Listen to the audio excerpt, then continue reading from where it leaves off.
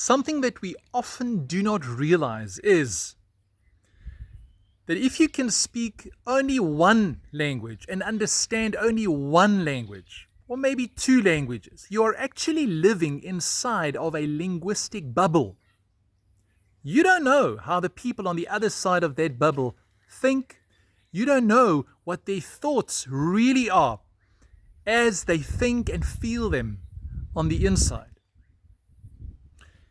And this might be very true for you living in South Africa.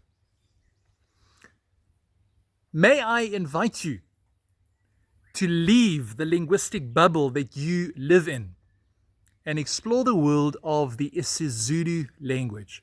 It is not only a very interesting language, it is South Africa's biggest vernacular, with more than 15 million people speaking it and more than 20 million people understanding the isiZulu language.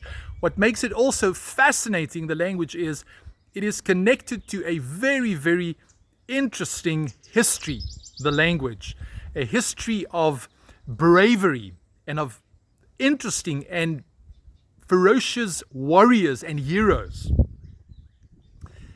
Click on the link in my bio and come and do my introductory course in learning to speak isiZulu.